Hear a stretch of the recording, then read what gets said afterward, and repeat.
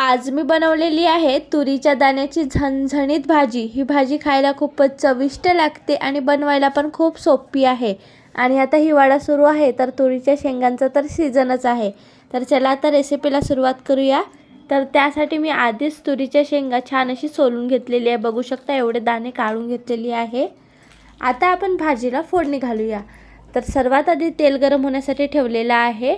तेल छान असा गरम झाल्यानंतर त्यामध्ये आपण टाकून घेऊया तेजपान टाकल्यानंतर आता आपल्याला लगेच टाकायचं आहे जिरा टाकल्यानंतर आता आपण याच्यामध्ये मिरच्या आणि कांदे टाकून घेऊया। तर मी ते 2-3 मिरच्या अशा लांब कापून घेतलेली आहे आणि एक मोठ्या आकाराचा कांदा बारीक कापून घेतलेली आहे। बघू शकता या प्रकारे मीडियम साईजमध्ये कापून घेतलेली आहे। आता आपल्याला काय करायचं आहे, कांदे आणि मिरच्यांना छान असं परतून घ्यायचं आहे आणि या दोघांनाही छान असं फ्राय होऊ द्यायचं आहे। आता याच प्रकारे आपण यांना फ्राय होऊ देऊया। काही वेळानंतर बघू शकता कांदे मिरच्या छान अशी फ्राय झालेले आहेत। आता आपण याच्यामध्ये अद्रक लसूणचं पेस्ट टाकून घेऊया। तर साधारणतः भाजीच्या चमच्याने 1 चम्मच अद्रक लसूणचं पेस्ट मी इथे टाकलेली आहे।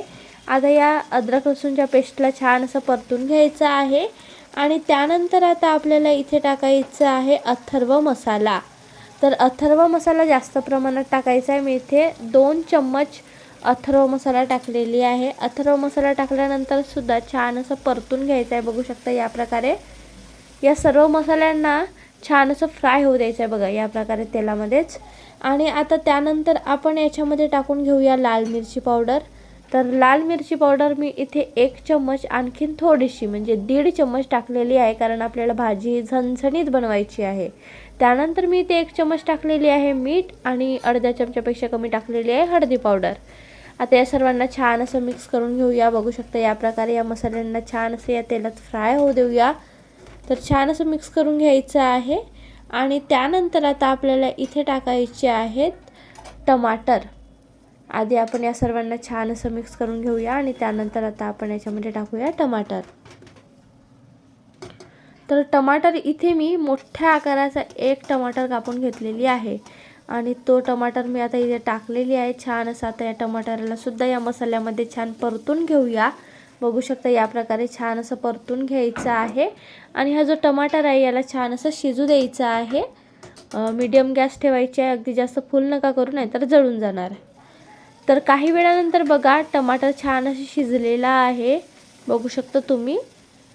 आता आपण याच्यामध्ये तुरीचे दाणे टाकून घेऊया जे आपण सोलून ठेवलेले आहेत। तुम्ही तुरीचे दाणे उकडून पण घेऊ शकता किंवा असंच पण टाकू शकता। तर मी असंच टाकत आहे आणि ग्रेव्हीमध्ये शिजवून घेणार आहे हे दाणे। तर बघू शकता आता तुरीचे दाणे टाकून छान असं परतून घेतलेली आहे। आता आपल्याला टाकायचं आहे इथे पाणी। सर्वात आधी आपण थोडं कोथिंबीर टाकून घेऊया पाणी टाकण्याआधी। कोथिंबीर टाकल्यानंतर सुद्धा छान असं परतून घेऊया आणि त्यानंतर आता आपण याच्यामध्ये पाणी टाकूया। जर तुमच्याकडे वेळ असेल जास्तच तर तुम्ही वाफेवर सुद्धा दाणे शिजवू शकता आणि पाणी त्यानंतर टाकू शकता। तर मी ते कमी वेळामध्ये बनवत आहे म्हणून मी ते आधीच पाणी टाकलेली आहे। साधारणतः अर्धा लोटा मी इथे पाणी टाकलेली आहे, म्हणजे 1 ते 1.5 ग्लास पाणी। आणि आता या दाण्यांना छान असं शिजू देऊया। काही वेळानंतर बघू शकता जी आपण ग्रेव्ही केलेली होती म्हणजे पाणी टाकलेलं होतं त्याला उकळी आलेली आहे, पण दाणे हे पूर्णपणे शिजायचेच आहेत। आता आपण या दाण्यांना शिजू देऊया, म्हणजे ग्रेव्ही पण छान घट्ट येणार आणि दाणे पण शिजणार। काही वेळानंतर बघू शकता ग्रेव्ही छान अशी घट्ट आलेली आहे आणि दाणे पण शिजलेले आहेत आणि बघू शकता किती मस्त दिसतंय, किती भारी लुक आलेला आहे। अगदी झणझणीत तुरीच्या दाण्याची भाजी झालेली आहे।